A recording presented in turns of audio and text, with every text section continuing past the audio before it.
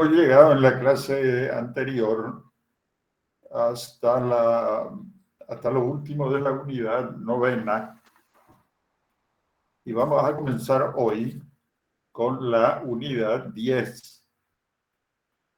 Bueno, la primera parte de la unidad 10 se refiere a la igualdad, a distintos aspectos de la igualdad y las disposiciones, las distintas disposiciones constitucionales que garantizan la igualdad en diversos aspectos, en diversos ámbitos de la actividad de las personas. Bueno, vamos a ir viendo esas disposiciones constitucionales. Voy a compartir lo que está en el Classroom.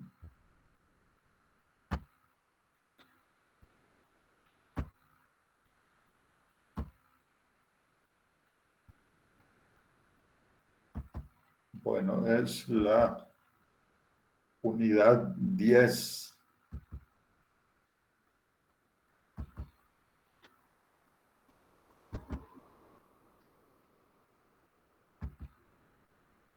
La primera parte de la unidad 10. Como ven ustedes, aquí está la segunda parte de esa misma unidad, se refiere a los pueblos indígenas. Bueno, pero comenzaremos con lo relativo a la igualdad. El primer artículo que tenemos es el artículo 46 de la Constitución. Bueno, en este artículo se establece el principio general de que todos los habitantes de la República son iguales en dignidad y derechos. Bueno, la palabra habitantes es la que usa la Constitución en esta parte. Todos los habitantes de la República. Habitantes se refiere a las personas que tienen residencia habitual en el territorio del Estado paraguayo. Es decir, es un concepto no tan amplio como el concepto de persona, que incluye también a seres humanos que se encuentren en el territorio del Estado paraguayo en forma transitoria por un tiempo determinado, pero que no estén radicados, no estén asentados en este territorio. En verdad, el principio de igualdad en cuanto a dignidad especialmente, tiene que ser respecto de toda persona, es decir, respecto de aspectos vinculados con el ser humano, con la persona. Eso se tiene que reconocer a cualquier persona, no importa que esa persona esté radicada en el territorio de la República o no, que se trate de una persona que transitoriamente esté en el territorio del Estado paraguayo, como por ejemplo sería el caso de un turista, de una persona que esté por motivos de estudio, es decir, que no esté radicada en el territorio del Estado paraguayo. Pero también respecto de esa persona, especialmente el aspecto de la igualdad en dignidad es algo que tiene que regir.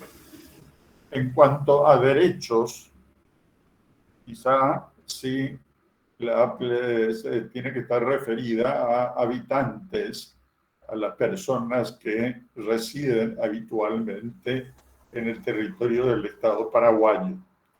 Lo cual no significa tampoco, ¿verdad?, que no existan derechos que se reconocen e igualdad en cuanto a derechos que están consagrados en el ordenamiento jurídico del Estado paraguayo. Bueno, a continuación, en este artículo se establece que no se admiten discriminaciones. Bueno, estas discriminaciones que no son admitidas son las discriminaciones arbitrarias, discriminaciones, por ejemplo, que estén basadas en el origen étnico, la diferencia étnica entre las personas. En nuestro caso, por ejemplo, no se podría admitir una discriminación por el hecho de formar parte de alguno de los pueblos aborígenes, ese hecho de pertenecer a una etnia aborigen no podría ser base para una discriminación. En otras partes, quizás esa no corresponde tanto a nuestra realidad. La discriminación, por ejemplo, respecto de personas de raza negra, lo cual fue algo que rigió en varios países como una discriminación que se considera hoy una discriminación arbitraria.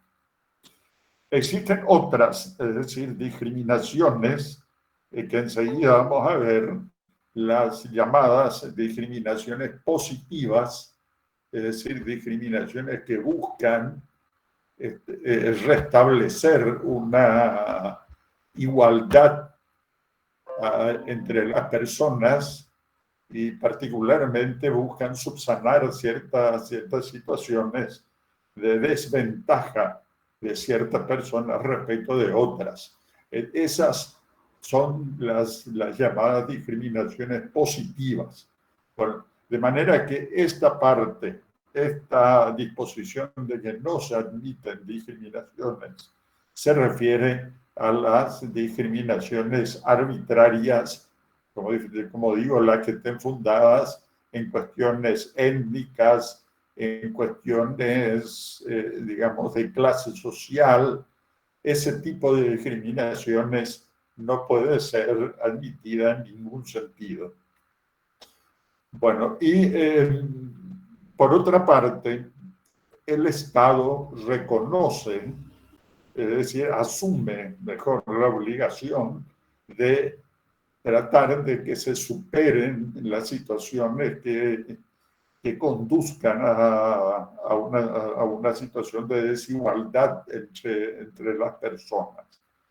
Y también hay que hacer la distinción, por una parte, de una igualdad ante la ley, en la parte que habla de que todas las personas son iguales en derechos, fundamentalmente por influencia de la corriente ideológica liberal que triunfa en la Revolución Francesa de 1789, se consagra la igualdad ante la ley, la igualdad jurídica, es decir, la existencia de unas mismas disposiciones jurídicas que rigen para todas las personas.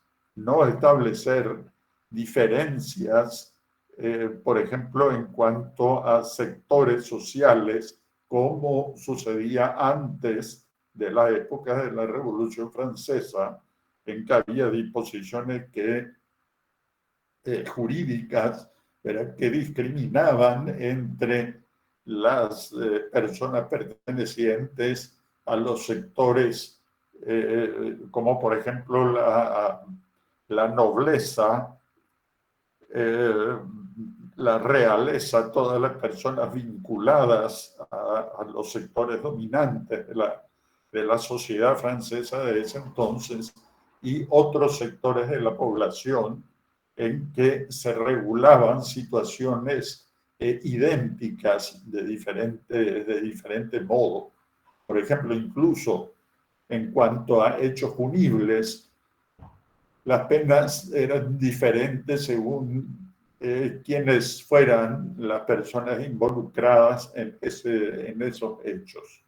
Bueno, hoy ya está plenamente admitida la idea de la igualdad jurídica, la igualdad en derechos las leyes tienen que ser unas mismas para todas las personas. Bueno, en lo que se refiere a dignidad de las personas, ya va más a una igualdad real, efectiva, una igualdad respecto de aspectos vinculados con la existencia de las personas.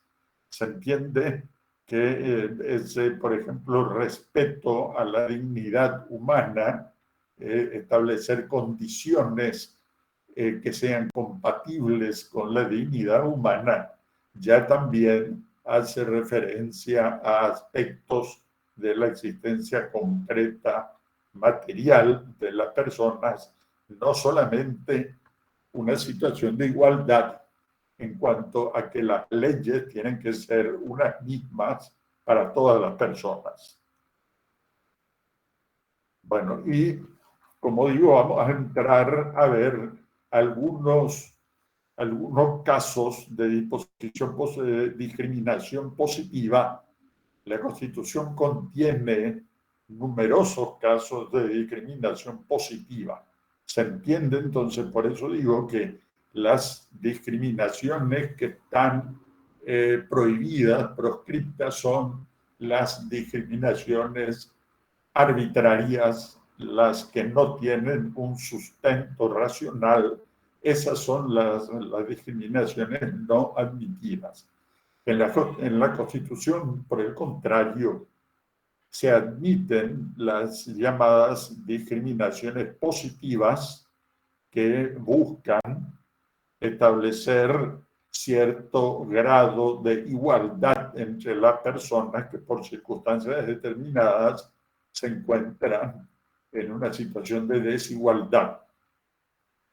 Bueno, y está la disposición general del artículo 46, en que se establece que las protecciones que se establezcan sobre desigualdades injustas no serán consideradas como factores discriminatorios, sino igualitarios. Bueno, y comenzamos con algunos, vamos a ver por lo menos algunos ejemplos, porque son varios, son numerosos los casos en que se admite esta discriminación positiva.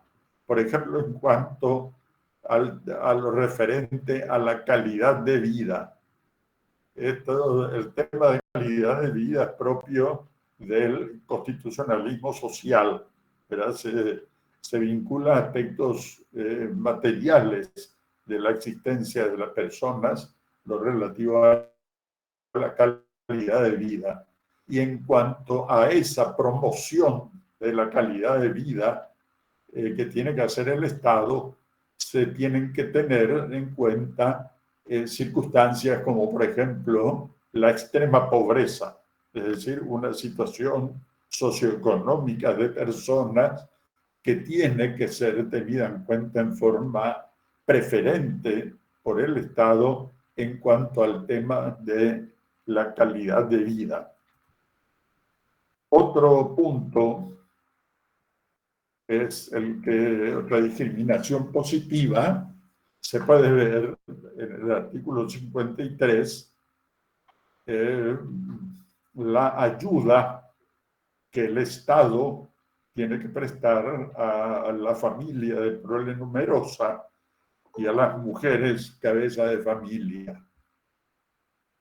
Bueno, se entiende que tienen que ser personas de escasos recursos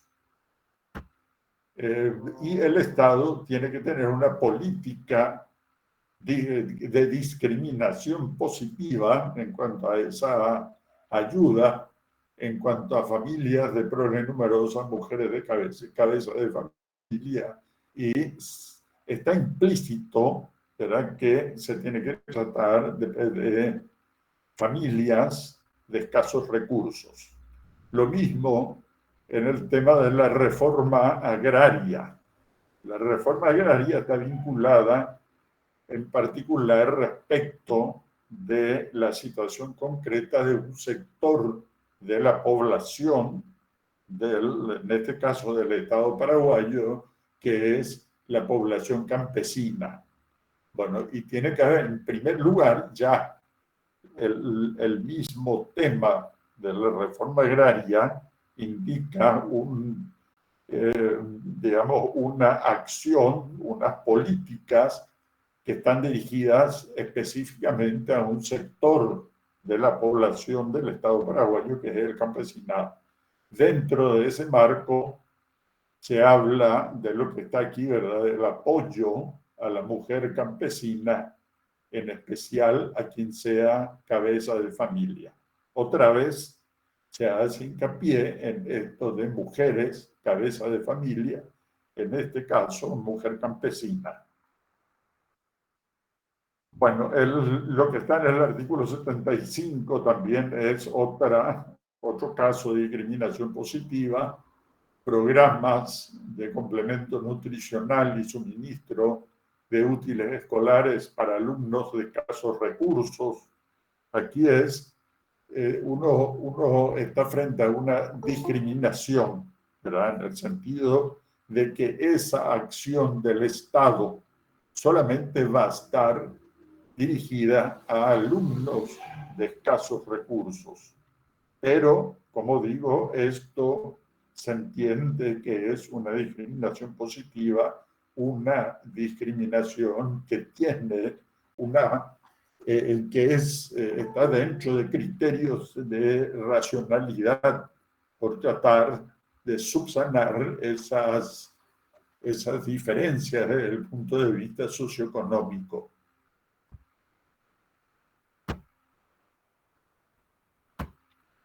Bueno, y otro tema que vimos en la clase anterior, el tema de la vivienda, que también, como digo, se refiere a un aspecto real, material, de la existencia de las personas, y el Estado, dentro de esa caracterización que tenemos del Estado paraguayo como un Estado social de derecho, tiene que ser una preocupación.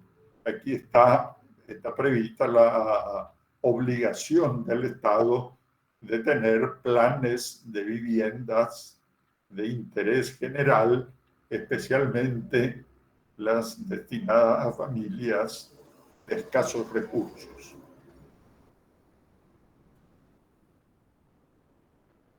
Bueno, a ver un poco.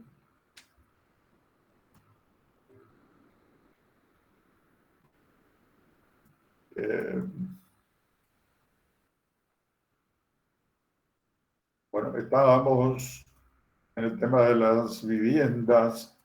Otro caso de discriminación positiva, los derechos del niño, el carácter prevaleciente en caso de conflicto, la atención especial del trabajo de menores, planes de salud reproductiva y salud materno-infantil, especialmente para la población de escasos recursos. Bueno, hay una serie de disposiciones constitucionales que se refieren a este tema de la discriminación positiva. Lo que quiero que quede bien en claro, entonces, que la Constitución prohíbe esa prohibición de toda forma de discriminación, se refiere a discriminaciones arbitrarias.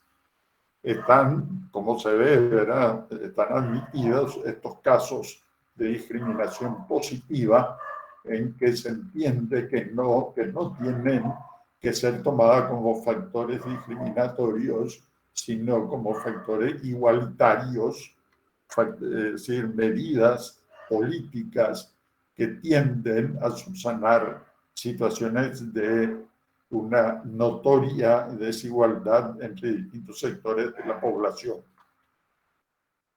Bueno, personas excepcionales también, por ejemplo, la disposición que está establecida en cuanto al acceso de ciertas personas a funciones públicas, de personas excepcionales, cierto porcentaje o cierto número de personas de condiciones excepcionales a la función pública. Bueno, fondos y becas, y marcamos ahí con preferencia, repito, de las personas que carezcan de recursos. Bueno, y en cuanto a los pueblos indígenas, vamos a ver también que hay varias disposiciones que constituyen discriminación positiva. Por ejemplo, ven ustedes allí las exoneraciones respecto del servicio militar y otras obligaciones que están establecidas en general para todos los habitantes, ¿verdad? Pero se exonera a los pueblos indígenas. Bueno, la Constitución, en el artículo ya, yendo al artículo 47, establece como uno de los aspectos de la igualdad el del acceso a la justicia. Se garantiza, aquí se establece, ¿verdad?, que se garantiza a todos los habitantes de la República la igualdad para el acceso a la justicia, a cuyo efecto allanará los obstáculos que la impidiesen. Se tiene que entender aquí el acceso a la justicia, el acceso a los órganos específicos del Estado que están encargados de impartir justicia. El Estado tiene que adoptar medidas, particularmente, esto se puede observar respecto de lo que se conoce como Ministerio de la Defensa Pública, es decir, los defensores públicos que ejercen funciones para personas que carecen de recursos, que no tienen la posibilidad de contratar un defensor, un abogado privado por medios, digamos, pagando cada una de esas personas ese abogado. Entonces el Estado, en cuanto a esta igualdad, para posibilitar, como un aspecto por lo menos, de posibilitar ese acceso a la justicia, ha establecido, ha creado esa institución que se llama el Ministerio de la Defensa Pública, los defensores públicos. Bueno, el inciso segundo de este artículo 47 en el inciso segundo se establece el principio que vimos ya de la igualdad ante las leyes. Se garantiza, el Estado garantizará a todos los habitantes de la República la igualdad ante las leyes. Verdaderamente, en este caso, en el caso de la igualdad ante las leyes, esa garantía claramente tiene que ser para toda persona, para cualquier persona, incluso la que transitoriamente esté dentro del territorio paraguayo. Se tiene que garantizar la igualdad ante las leyes. En el inciso tercero del mismo artículo 47, se garantiza a los habitantes, el artículo 47 dice, a los habitantes de la República se les garantiza la igualdad para el acceso a las funciones públicas no electivas, sin más requisito que la idoneidad. Bueno, y hay otro artículo, el 101, que dice: todos los paraguayos tienen derecho a ocupar funciones y empleos públicos. Bueno, parecería una contradicción, pero en realidad no hay una contradicción entre ambas disposiciones. Verdaderamente tendría que haberse establecido esa garantía usando uno solo de estos vocablos para evitar cualquier tipo de confusión. En el artículo 47 se garantiza a todos los habitantes de la República, es decir, todas las personas que están radicadas, que tienen su residencia habitual en el territorio del Estado paraguayo, a todas esas personas que pueden estar en tres categorías. Pueden ser paraguayos naturales, paraguayos naturalizados y extranjeros con radicación definitiva. Son las tres categorías de habitantes. El paraguayo natural, principalmente los que nacieron en el territorio del Estado paraguayo, los paraguayos naturalizados, es decir, el extranjero que adquirió la nacionalidad paraguaya por naturalización, es el paraguayo naturalizado, y la tercera categoría son los extranjeros con radicación definitiva. El extranjero, que en este caso conserva su nacionalidad de origen, pero está radicado en el territorio del Estado paraguayo. El artículo 47 reconoce a los habitantes, es decir, a estas tres categorías de personas, reconoce la igualdad para el acceso a las funciones públicas no electivas, es decir, cualquier empleo público, a cualquier empleo público pueden acceder sin más requisitos que la idoneidad. Ahí hay un criterio en que puede conducir a discriminaciones, pero discriminaciones de carácter racional.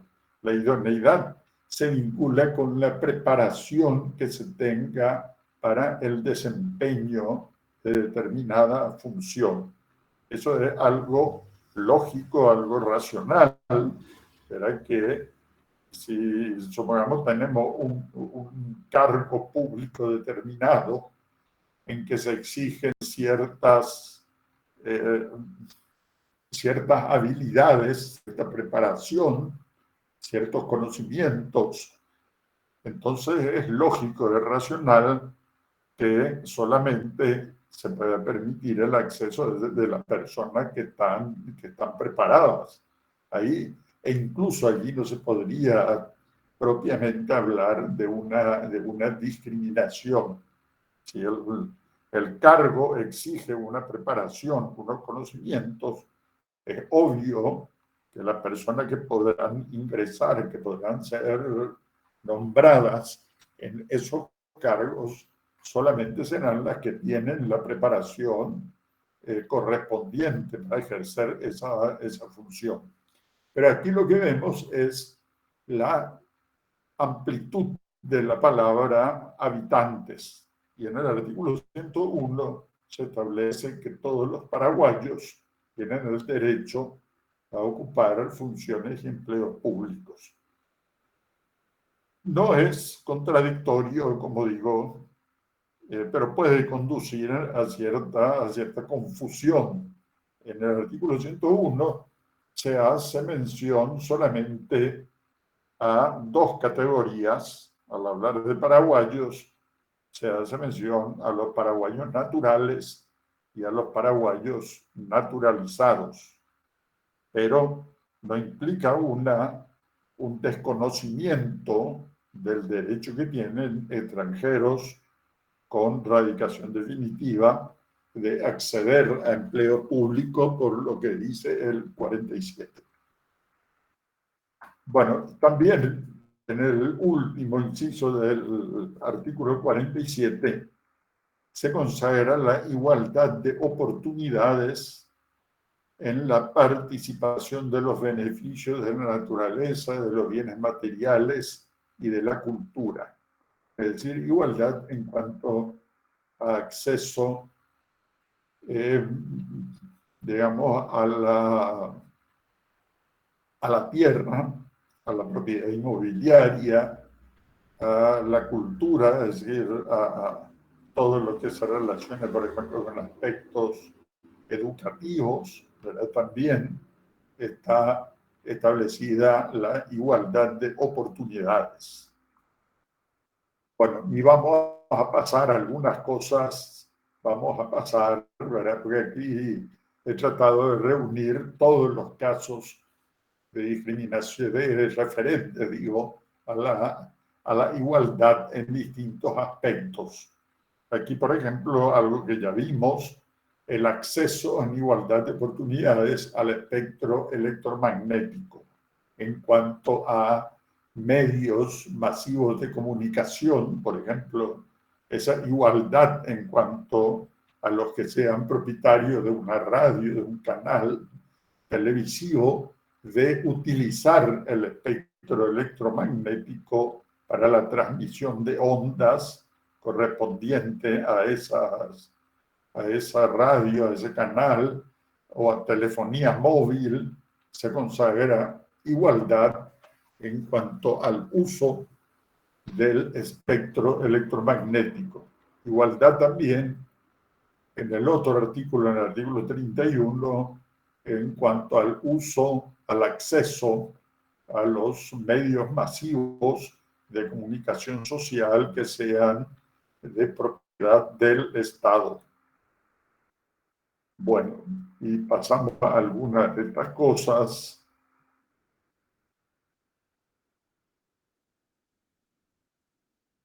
Otro aspecto importante que está por separado en la Constitución, en el artículo 48, la igualdad de derechos entre el hombre y la mujer. En la primera parte del artículo se consagra ese derecho en forma muy amplia.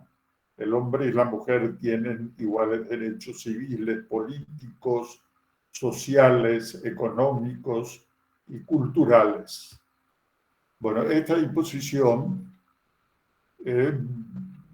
siempre es importante establecerla. Por ejemplo, hay que tener en cuenta que la igualdad de derechos políticos entre el hombre y la mujer es relativamente reciente. Esa igualdad, ese reconocimiento de derechos políticos a la mujer recién se hizo por una ley de 1961. Se reconoció la igualdad de derechos políticos entre el hombre y la mujer. Bueno, además de este reconocimiento, se establece la obligación del Estado de promover las condiciones, de crear los mecanismos adecuados para que la igualdad sea real y efectiva. Bueno, es decir, facilitar que el Estado tiene que adoptar las medidas necesarias para que esa igualdad entre el hombre y la mujer sea efectiva, real, en los distintos aspectos. En el aspecto político, hoy, ¿verdad? Lo que se propugna es esa igualdad de participación en cuanto a las candidaturas para cargos públicos.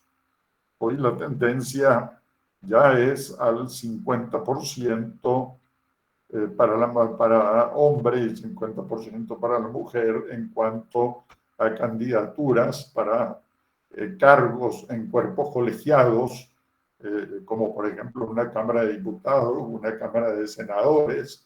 En eso se busca, ¿verdad?, que esa igualdad de la participación de la mujer en las actividades, en las funciones públicas, como dice ahí el artículo XVII sea real, sea efectiva. Y en todos los otros aspectos, la igualdad, por ejemplo, en cuanto al trabajo, que vamos a ver enseguida, también tiene que o exige la adopción de medidas que haga que esa igualdad sea real.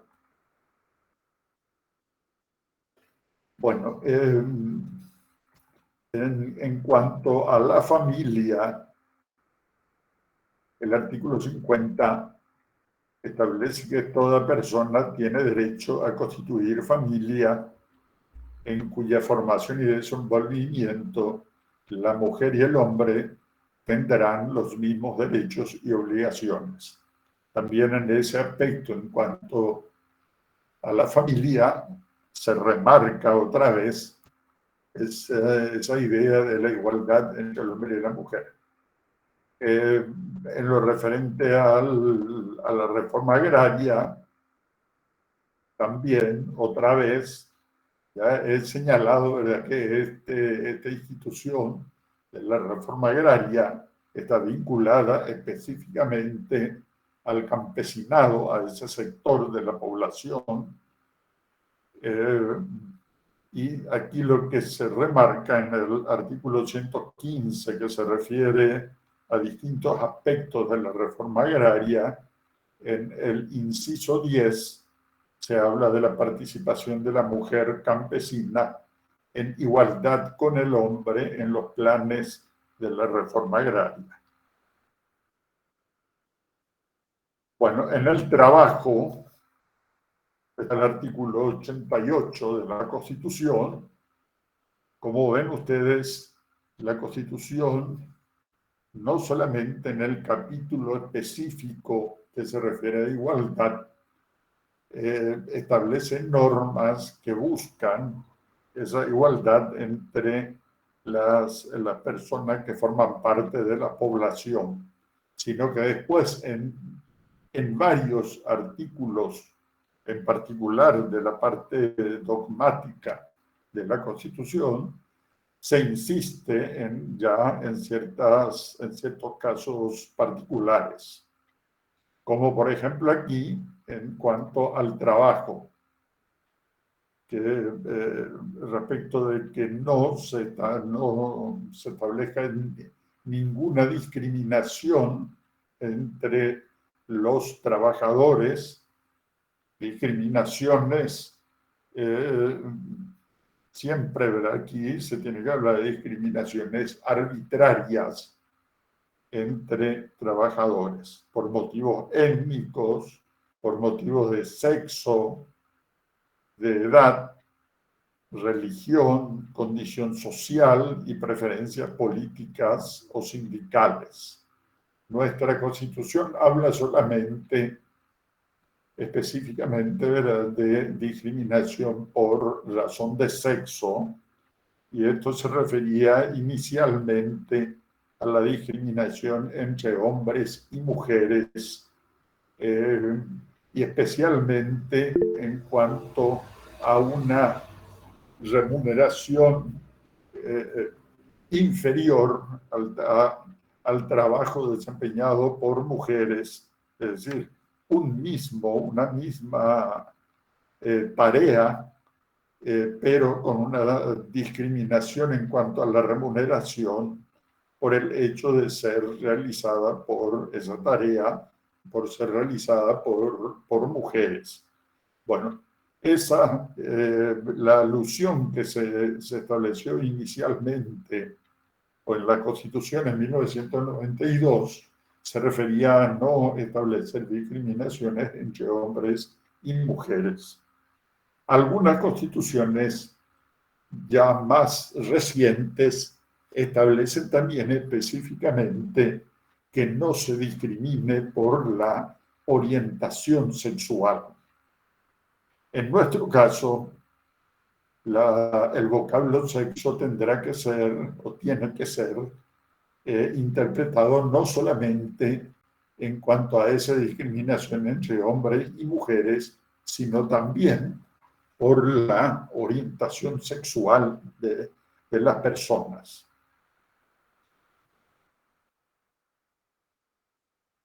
Y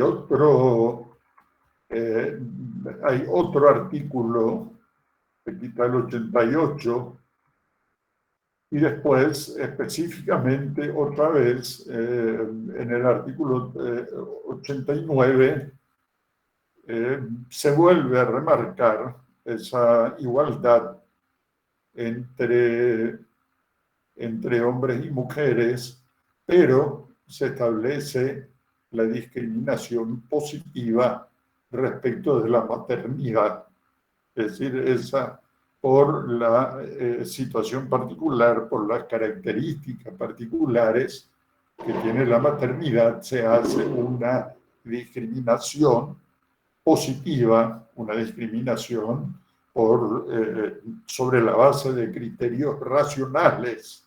Esto es, esta cuestión de los criterios racionales es muy importante en el derecho, porque muchas veces se hacen distinciones, pero si estas distinciones tienen una base racional, cierta, real, entonces esto es algo admisible en cuanto a normas jurídicas, como por ejemplo el tema de la maternidad.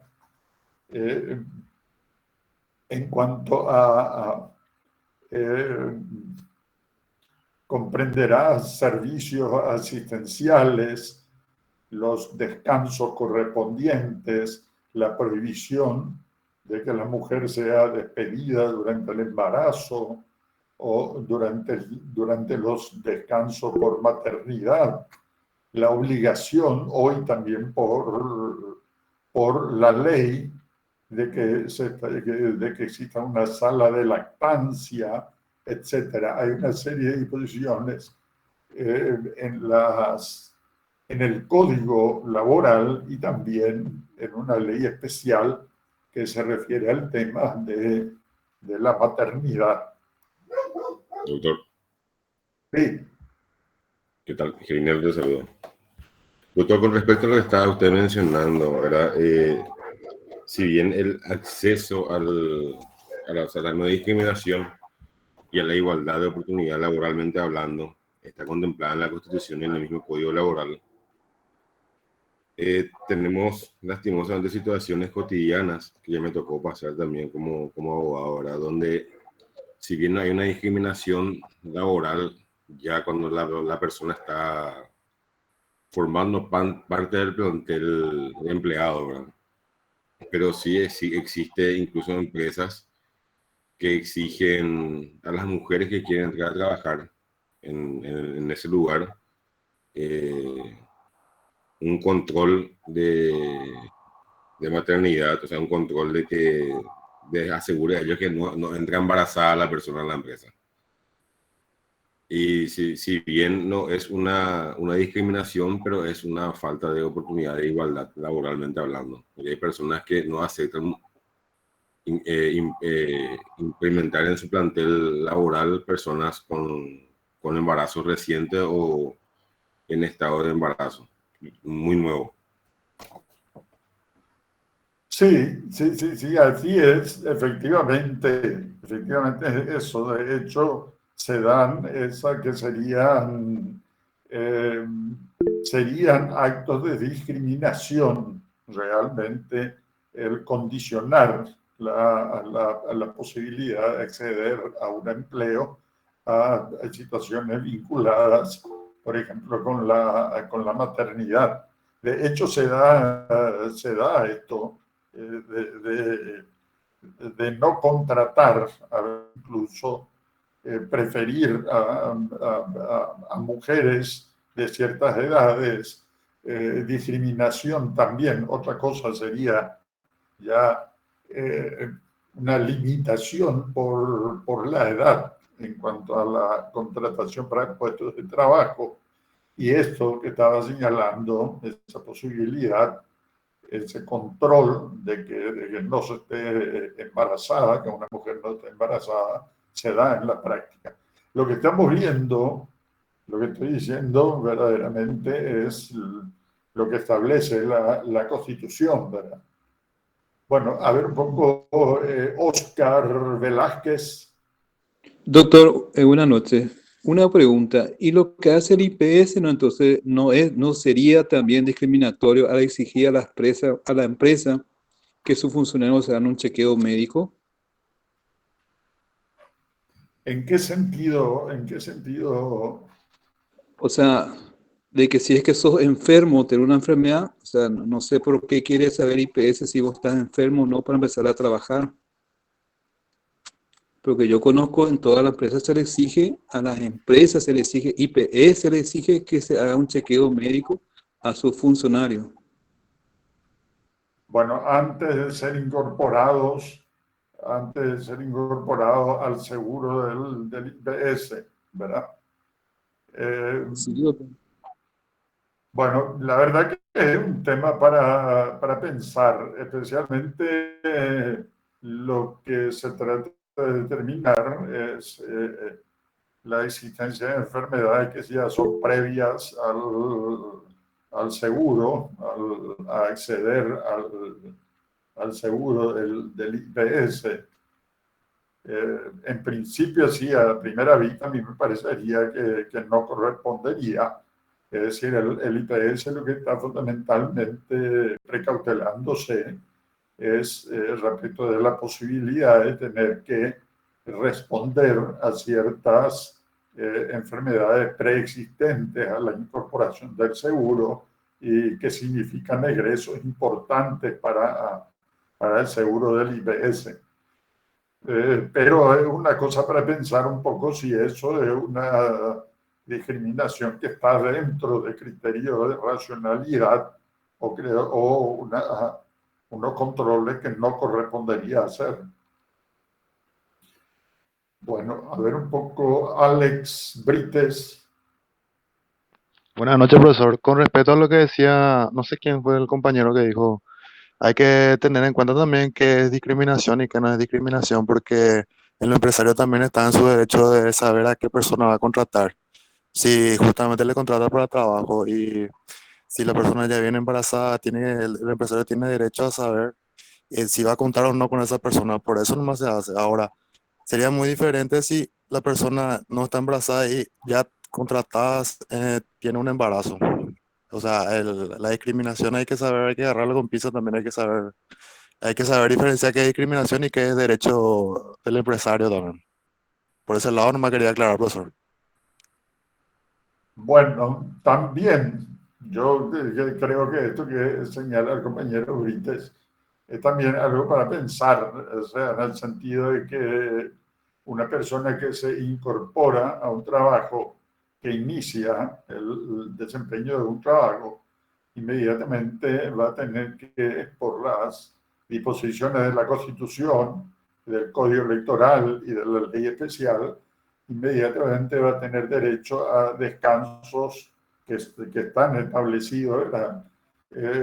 Habría que pensar un poco si realmente correspondería y fundamentalmente en cuanto a que la situación se diera con posterioridad a la contratación, a la incorporación de esa persona al cargo respectivo.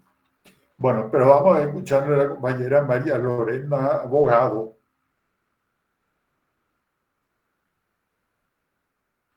Lorena. Bueno, figura acá como que está alzando la mano. Bueno, a ver, Guido. Yo. Buenas tardes, doctor. Buenas tardes a todos buenas noches, doctor, y buenas noches a todos los presentes y también al profesor Martínez. Doctor, ustedes estaban hablando, me uní recién, sobre el tema de la contratación y todo eso. Y hace poco estaba leyendo justamente un debate a nivel constitucional sobre la libertad de contratación. Eso también tendría que ponderarse eso también, ya que estamos hablando dentro de lo que son los derechos económicos, ¿verdad? Y analizar desde el punto de vista para la redundancia, del análisis económico del derecho. Porque nuestra Constitución permite la libre concurrencia. Y si permite la libre concurrencia, entonces también permitiría la libertad de contratación. O no sé si estoy errado en mi razonamiento, doctor. Bueno, lo que está claro, ¿verdad? Sin discusión, respecto de lo anterior que estábamos hablando, es que si una mujer está ejerciendo funciones, está contratada en un cargo en una empresa privada o también en la función pública, pero si está contratada no puede ser despedida con motivo del embarazo, durante el tiempo de embarazo, durante los descansos correspondientes a la maternidad. Por ese motivo no podrá ser separada, no podrá ser separada de las funciones, ¿verdad? Eso, respecto de eso, no existe discusión.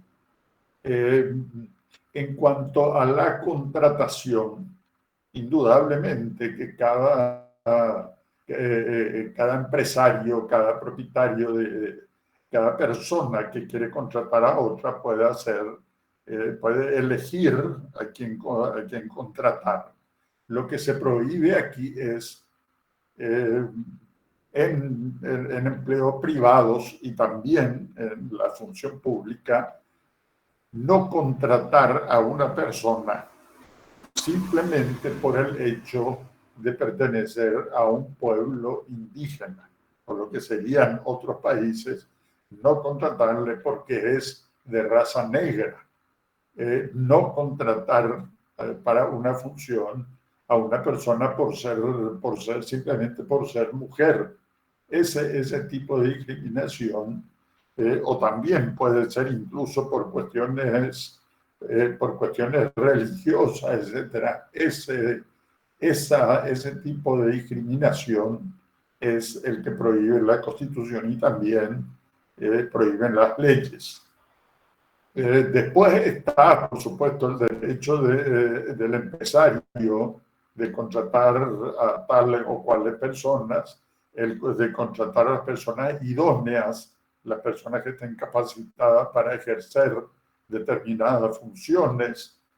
Incluso puede haber un criterio de racionalidad en cuanto a contratar a varones o mujeres de acuerdo con la función que se pretende que realicen esas personas.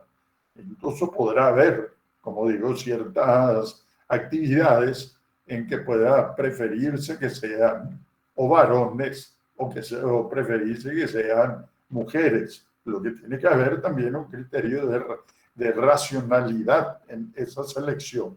Entonces, lo que no es admisible es decir que no te contrato por ser mujer, no te contrato por ser indígena o por ser negro.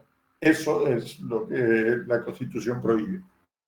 Bueno, a ver un poco de Eduvigis Espínola. Profe, buenas noches. Profe, una consulta.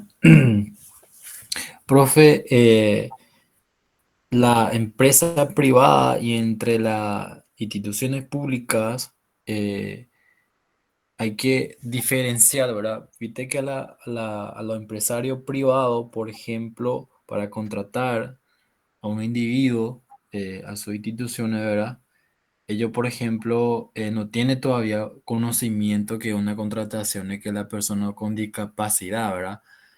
Y las instituciones públicas también recientemente, ¿verdad? Tiene conocimiento a contratación a la persona con discapacidad, ¿verdad? De hecho, que hay una ley que dice que 5% debe cubrir a las instituciones públicas, que debe contratar la instituciones públicas a personas con discapacidad, ¿verdad? En cambio, la empresa privada, por ejemplo, ellos no tienen todavía conocimiento a esos. a la empresa, a los empresarios, aunque ellos no quieran contratar una persona con discapacidad, ahora sí está obligado a contratar a una persona con discapacidad, justamente que hay una ley que le puede obligar a esos. Se le puede exigir también a la empresa que no tenga conocimiento para que pueda tener conocimiento también al respecto a esos, para que no haya discriminaciones hacia las personas con discapacidad, profe.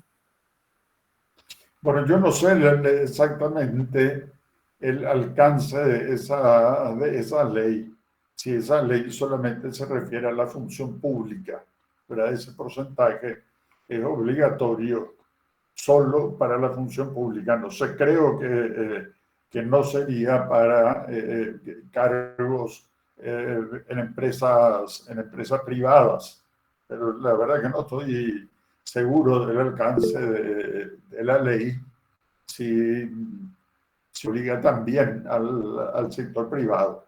Lo que sí tengo conocimiento es de que en el sector público se tiene que admitir un cierto porcentaje de personas con discapacidades.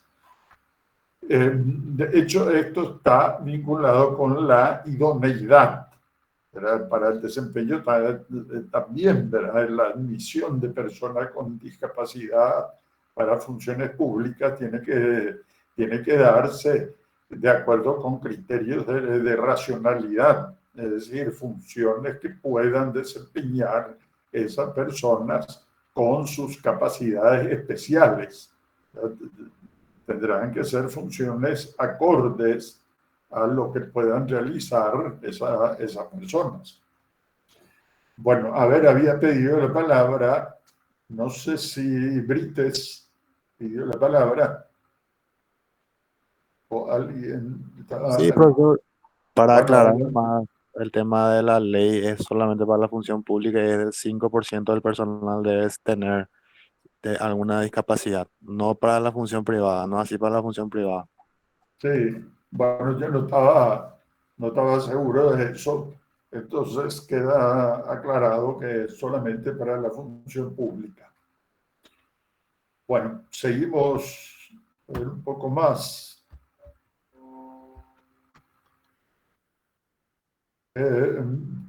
La retribución del trabajo, aquí en el artículo 92 hay una serie de aspectos que vamos a ver al abordar ese capítulo específico.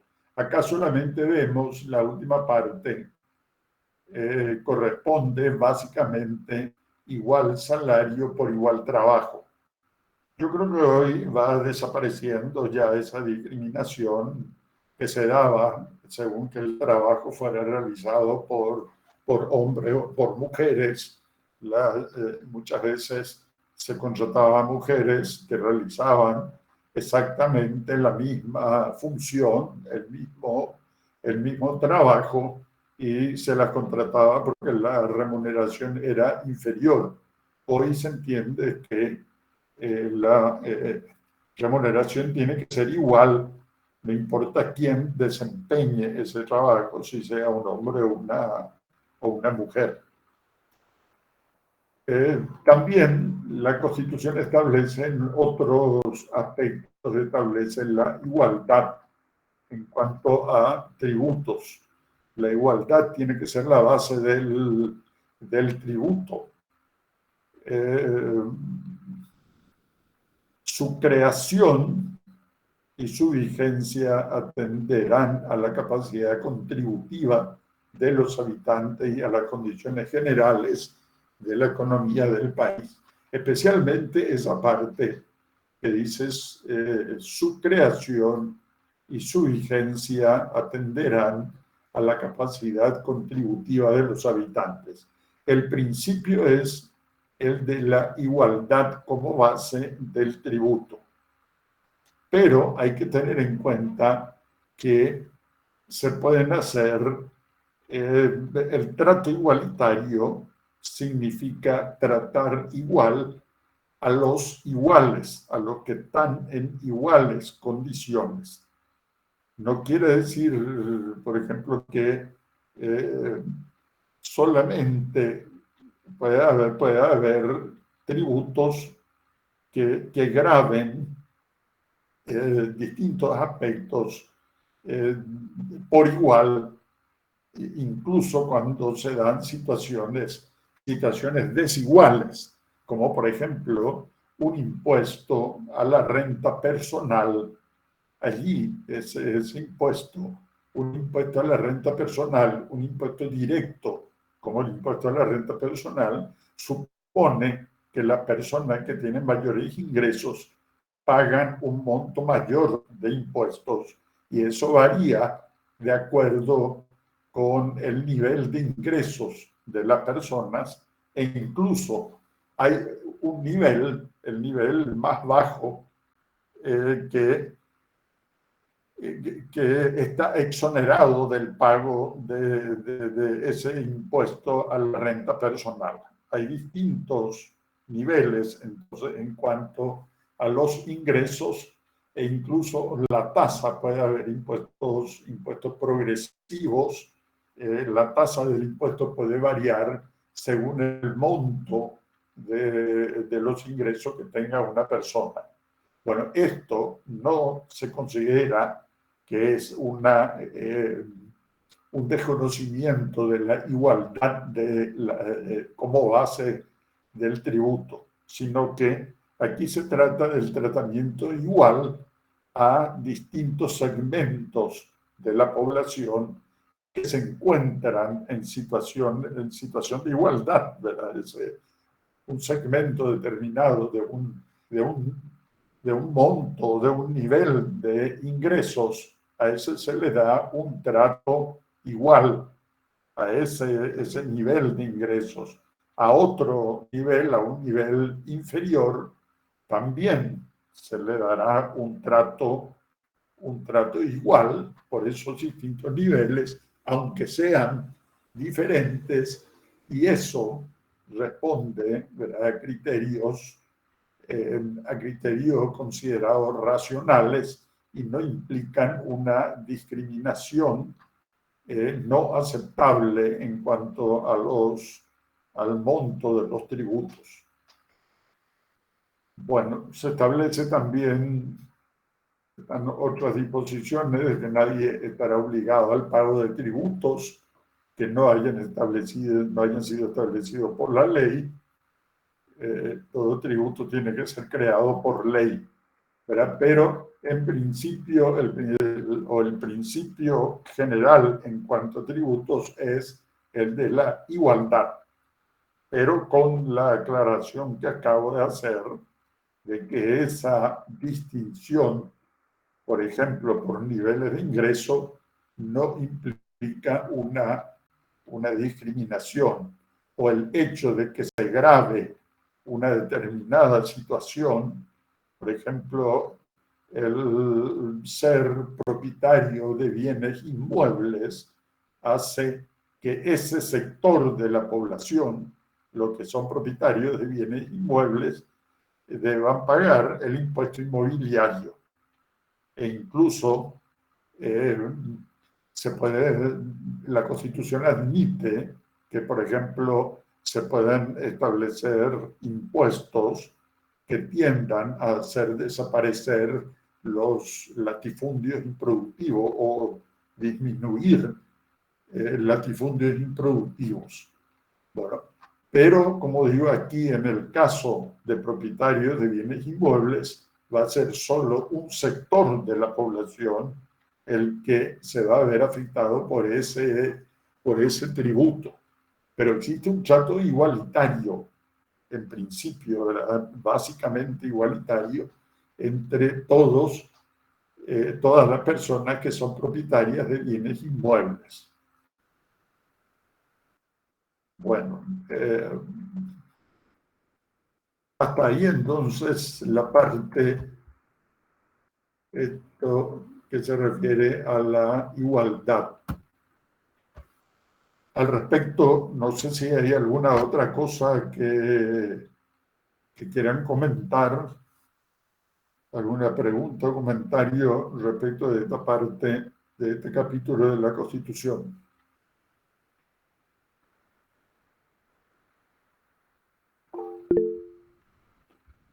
Bueno, Oscar Velázquez.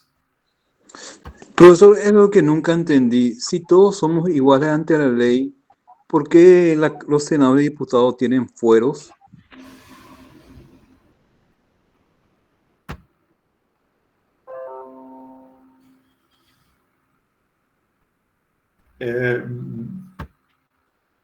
Bueno, verdaderamente eso es una cuestión un poco, digamos, un poco diferente. Voy a explicar así brevemente, porque realmente corresponde a la segunda parte, la parte orgánica, pero bueno, está bien, porque puede considerarse que eso signifique una discriminación en favor de un número reducido de personas, que serían los 45 senadores y los 80 diputados. Bueno, pero se entiende que esta es una protección. Los fueros, las inmunidades, constituyen una protección especial en ciertas circunstancias y por el ejercicio de una función determinada. Por ejemplo, la inmunidad de opinión. La inmunidad de opinión significa que un senador o un diputado puede expresarse con absoluta libertad. Por ejemplo, y voy a decir el caso bien concreto y claro, puede expresarse con absoluta libertad y sin límites, en principio por lo menos, en una sesión plenaria de su Cámara. Pero aquí la idea no es la de que el senador y diputado pueda decir cualquier cosa, lo que se le antoje, que pueda ofender a personas, que pueda incurrir en calumnias, injurias, difamación. No es para que una carta blanca para que haga eso, sino que la idea es la de que un representante del pueblo pueda hablar con absoluta libertad, sin tener que estar preocupándose de que lo que diga como representante del pueblo pueda generarle una responsabilidad ulterior, es decir, después, por lo que dijo en esa sesión plenaria, se le pueda querellar por calumnia, difamación, injuria, se le pueda demandar civilmente por indemnización de daño moral. Es decir, lo que se busca es que el legislador tenga absoluta libertad en el desempeño de su función de representante del pueblo. Esa es la idea. Ahora, lo que causa esa resistencia son los excesos, el que efectivamente en la práctica, en ciertos casos, senadores y diputados aprovechen esto para decir cualquier cosa, para ofender no solamente entre los propios miembros de una cámara, sino referirse a otras personas, ofender a otras personas.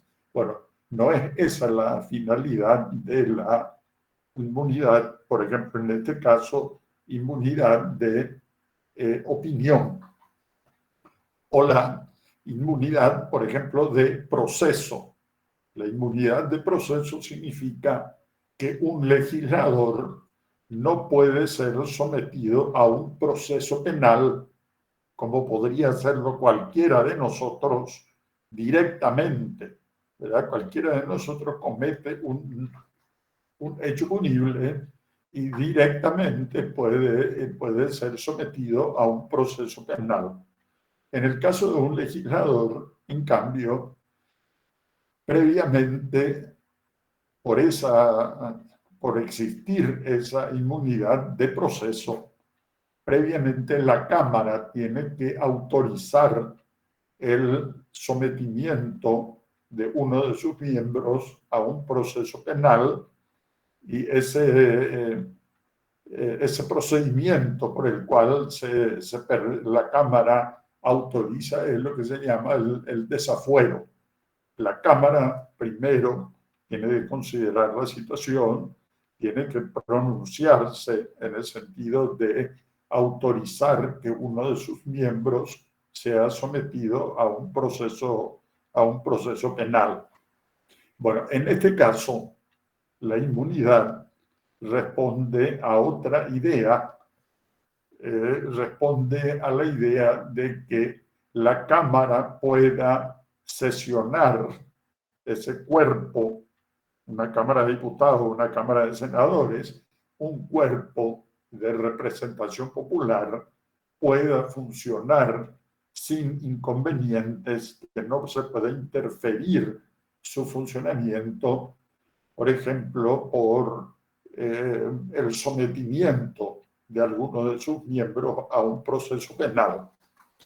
Por ejemplo, en el caso de que se tuviera que tratar una cuestión en que las opiniones están divididas y los votos también están divididos, entonces no se pudiera manipular el funcionamiento de la Cámara, sometiendo a proceso a 3, 4 legisladores y decretando su prisión preventiva, ¿verdad? Con eso a lo mejor se va a alterar el funcionamiento de la Cámara.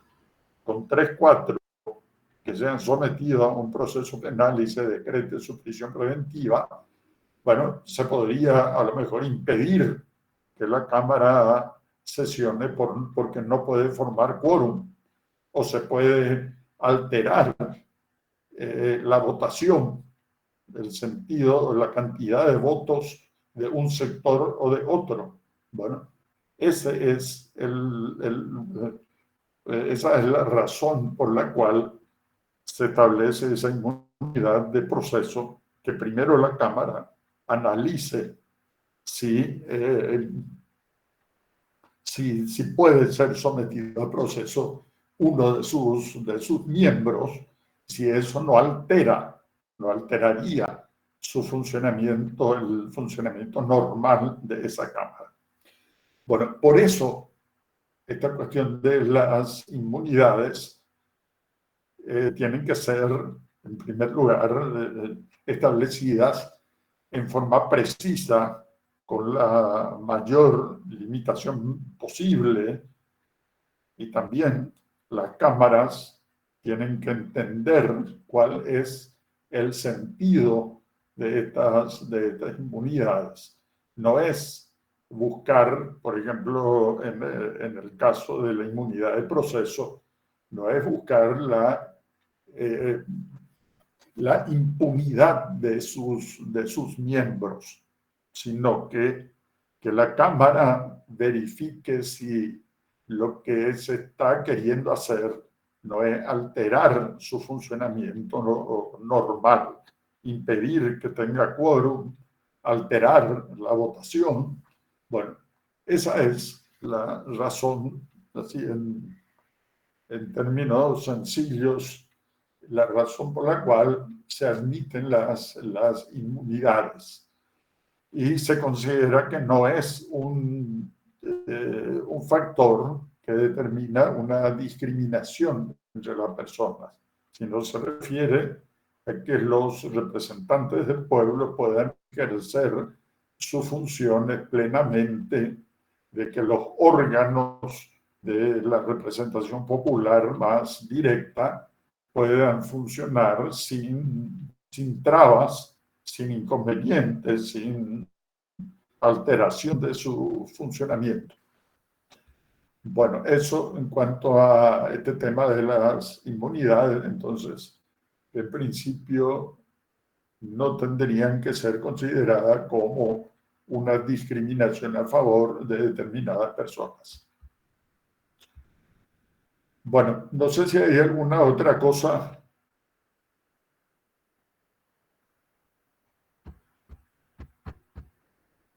Bueno, vamos a comenzar, por lo menos, lo relativo, unos minutos, por lo menos presentar el tema de la segunda parte de esta unidad. Pero antes había un compañero que quería hablar. Adelante.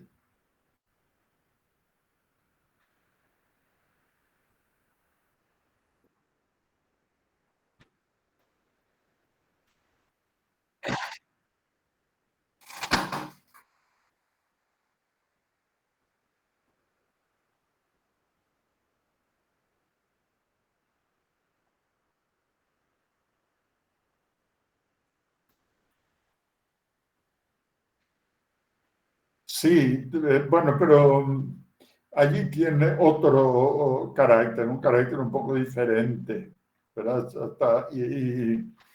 Hasta cierto punto se da esa inmunidad, pero como digo, con un carácter diferente, lo de la inmunidad diplomática. No es exactamente lo que está más directamente vinculado con el derecho constitucional nuestra disposición, las disposiciones de nuestra Constitución y principalmente lo que podría, digamos, quizá formar una idea de que se discrimina respecto de ciertas personas, que en este caso serían los senadores y diputados, es ese tema de las inmunidades parlamentarias, ¿verdad? Lo otro se da por otras razones, por ser representantes de otros estados, y eso también hace que en determinados aspectos no puedan estar sometidos a las disposiciones de las autoridades del estado en el cual están cumpliendo sus funciones. Pero eso es un tema un poco más complicado incluso. Ustedes posiblemente esto vean en derecho internacional público lo referente a las inmunidades diplomáticas. Bueno, comenzamos entonces, por lo menos la primera parte de lo referente a pueblos aborígenes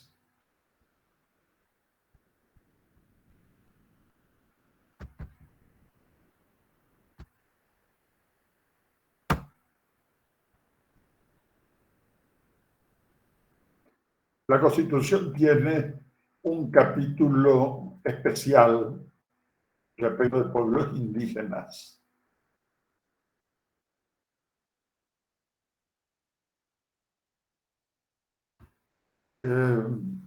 Este tema ya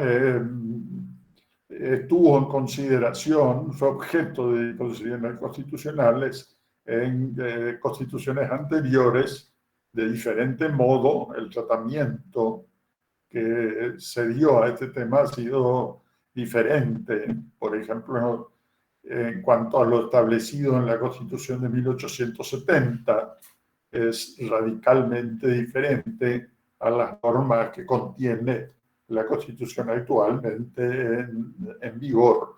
Las ideas vigentes en 1870 respecto de los pueblos indígenas son radicalmente diferentes a las que hoy tenemos, y se puede ver que se tenían ya en 1992 al sancionar y promulgar la Constitución de ese año. Los pueblos indígenas en nuestra Constitución están definidos como grupos de cultura anteriores a la formación y organización del Estado paraguayo. Bueno, el Estado paraguayo existe desde cuándo, desde qué fecha se puede tomar como la fecha inicial de la constitución del Estado paraguayo. ¿Qué fecha tomamos?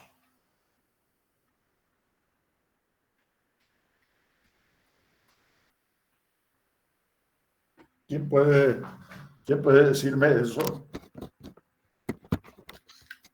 15 de mayo de 1811. Bueno, a partir de esa fecha, entonces, de mayo de 1811, se constituye el Estado paraguayo. Es decir, el Estado paraguayo tiene un poco más de 2 siglos de existencia del Estado paraguayo. Y aquí se habla de grupos de cultura anteriores a la formación y organización del Estado paraguayo.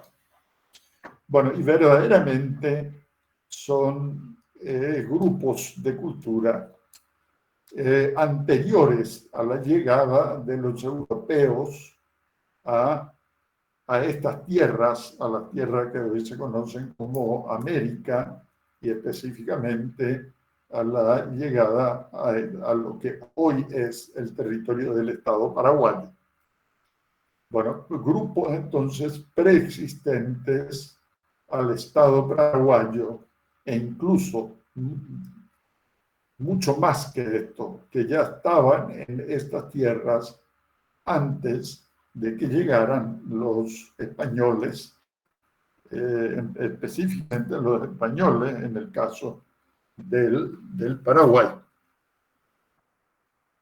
Bueno, vamos a ir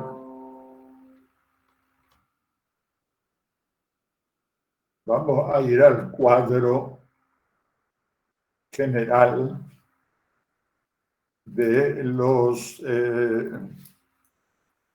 grupos, de las distintas etnias aborígenes que existen en nuestro país.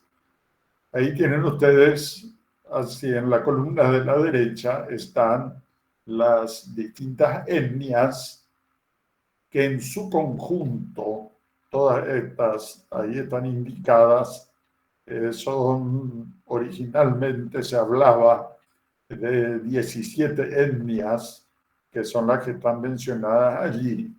Hoy se habla incluso de que son 19 o 20 etnias las que existen en el territorio del Estado paraguayo. Y están una forma de clasificar a estas etnias es por la familia lingüística, que es lo que está en la columna de la izquierda.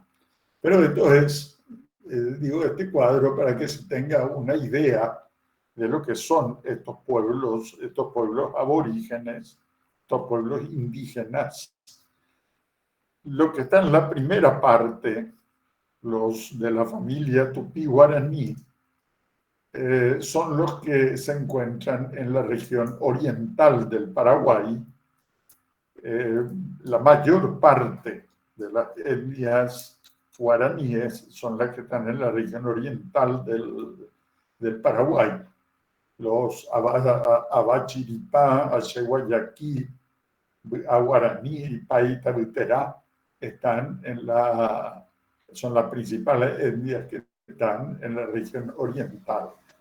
Y en el Chaco hay 2 etnias guaraníes, los chiriguanos y los guaraní ñandeva, que emigraron al Chaco y se encuentran en la parte que constituye hoy la frontera entre el Paraguay y Bolivia.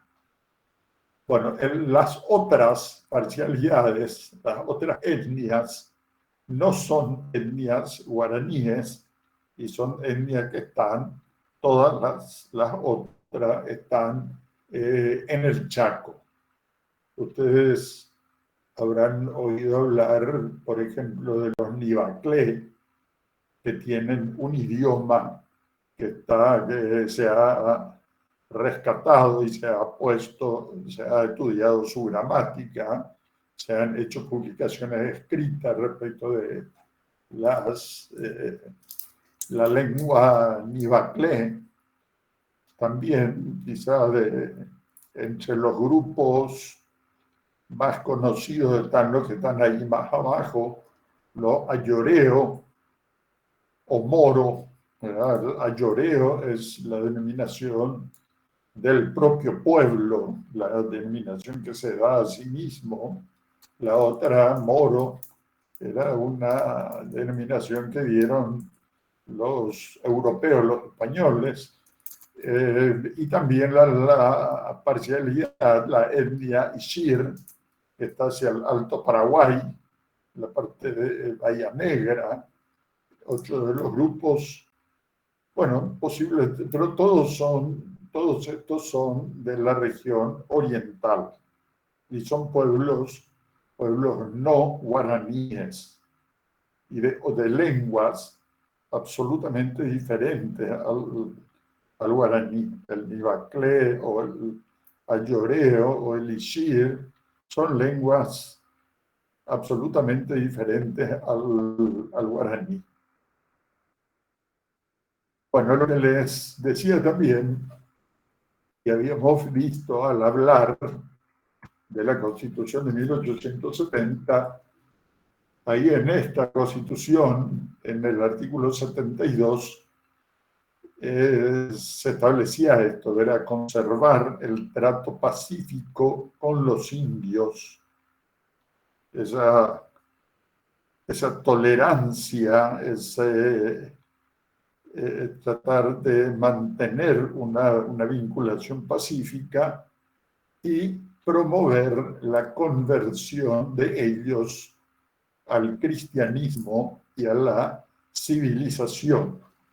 Es decir, el abandono de sus religiones, de las religiones propias de sus grupos, y la conversión al cristianismo y su conversión a la civilización, lo cual también indica, da la idea, entre líneas, está la idea de que la cultura de los pueblos aborígenes es algo inferior y que tienen que convertirse a la cultura de los blancos, a la civilización, que es lo superior, lo más avanzado. Bueno, desde la perspectiva indígena, esta proyección indica lo que es o lo que fue eso que los europeos llamaron descubrimiento de América, que estamos ahora próximos a otra vez a conmemorar ese día. La idea de la perspectiva europea fue la del descubrimiento de América, la llegada de pueblos más avanzados que exportadores de una cultura superior y que transmitían a pueblos de un grado de desarrollo cultural inferior y que imponían en gran medida esa cultura más avanzada a los pueblos de un desarrollo cultural inferior. Por eso, desde la perspectiva de los pueblos indígenas, el 12 de octubre es Día de la Resistencia, Día de la Descolonización y la idea, ¿verdad?, de que América no fue descubierta, fue invadida y saqueada. Desde la perspectiva de los europeos era descubrimiento, tomar conocimiento de esa tierra por primera vez. Desde la perspectiva de los pueblos indígenas, esos acontecimientos que nosotros estudiamos, me parece que se sigue hasta hoy, de descubrimiento de América, descubrimiento del Paraguay, era en realidad consistía en la llegada de los europeos a estas tierras. El descubrimiento, por ejemplo, de lo que se llamaba, no sé si se llama hasta hoy, el descubrimiento del Paraguay por tierra, por Alejo García, y por agua, por Sebastián Gaboto, en realidad es la llegada de los primeros europeos a las tierras que hoy constituyen el territorio del Estado paraguayo. No existía, por supuesto, la más mínima idea de que se iba a organizar en estas tierras que hoy forman parte del Estado paraguayo. Bueno, esa es o son las dos perspectivas en cuanto a este acontecimiento de los pueblos indígenas y de la llegada de los europeos a América. La perspectiva de nuestra Constitución, de la actual Constitución, es una perspectiva absolutamente diferente y una postura, una perspectiva que reconoce la cultura de estos pueblos aborígenes. Lo que se puede ver en el artículo 63 de la Constitución, queda reconocido y garantizado el derecho de los pueblos indígenas a preservar y a desarrollar su identidad étnica en el respectivo hábitat. Ven ustedes aquí algo totalmente diferente a lo que se decía en 1870. Aquí los pueblos indígenas pueden preservar y desarrollar su identidad étnica. En 1870 lo que se pretendía era que se convirtieran a lo que se consideraba la civilización, es decir, que adoptaran los patrones culturales de lo que los indígenas llaman los blancos, o en nuestro caso específico, los paraguayos, porque los paraguayos están concebidos como algo diferente a los miembros de esas distintas etnias aborígenes. Bueno, y también en este artículo se ve, se reconoce el derecho a aplicar libremente sus sistemas de organización política, social, económica, cultural y religiosa. Es decir, un respeto a la cultura de esos pueblos, la cultura de esos pueblos aborígenes. Como ven, la perspectiva es absolutamente diferente, la que está plasmada en la Constitución actualmente en vigor. Bueno, solamente esto, porque hay bastante más todavía, es lo que vamos a completar entonces en la próxima clase, estas disposiciones referentes a los pueblos aborígenes. No sé si hay algo que se quiera agregar de parte de Guido Gerineldo, si es que también si hay alguna pregunta, algún comentario al respecto.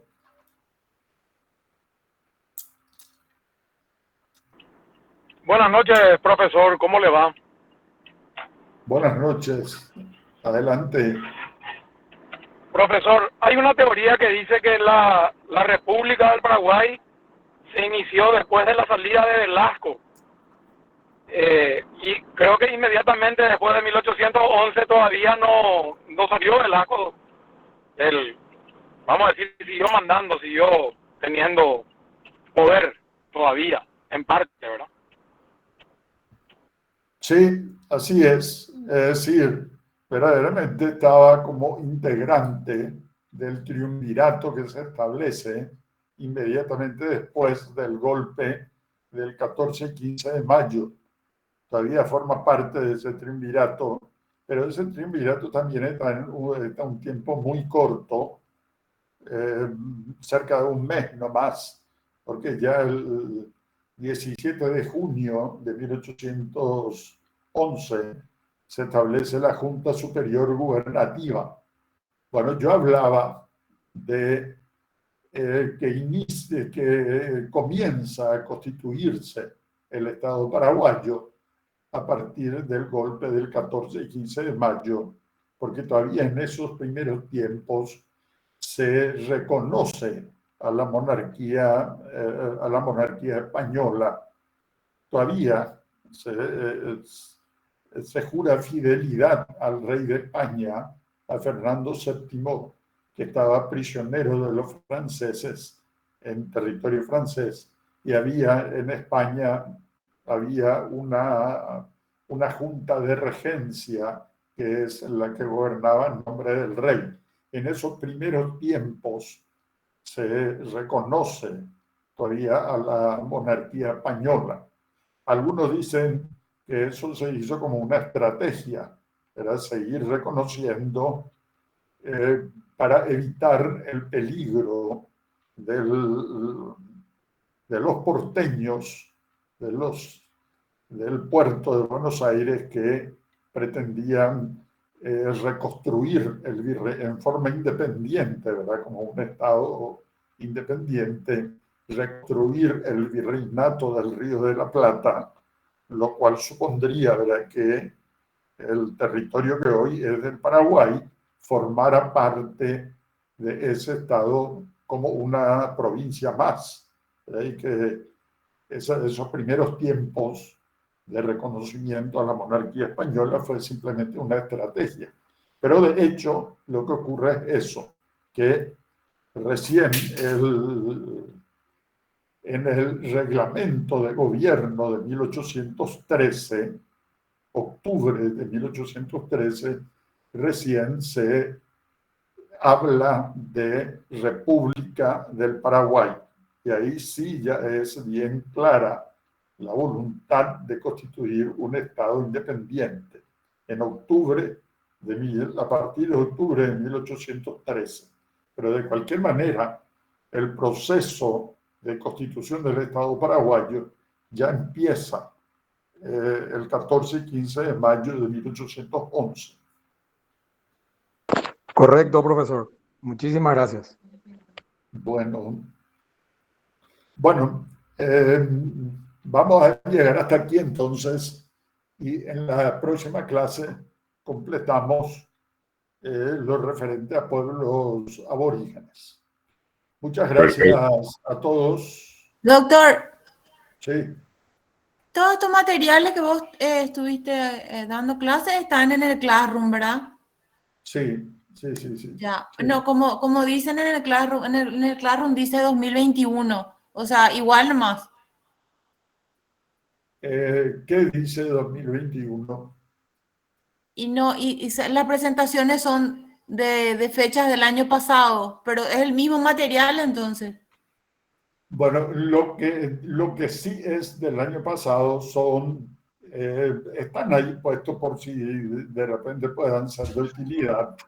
Las grabaciones de las clases del año pasado son las que están, ¿verdad? Los materiales básicamente son los mismos, pero están mejorados, están actualizados, completados los demás materiales, y se agrega también, he agregado algunas cosas.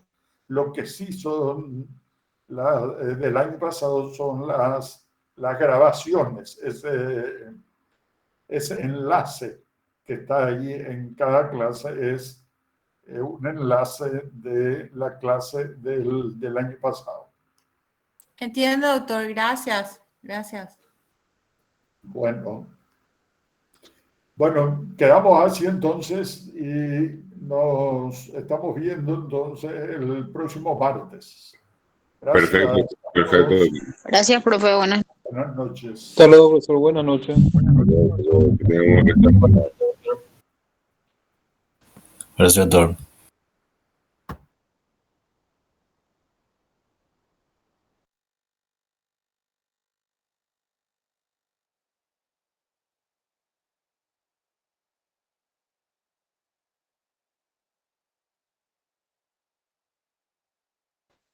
Doctor.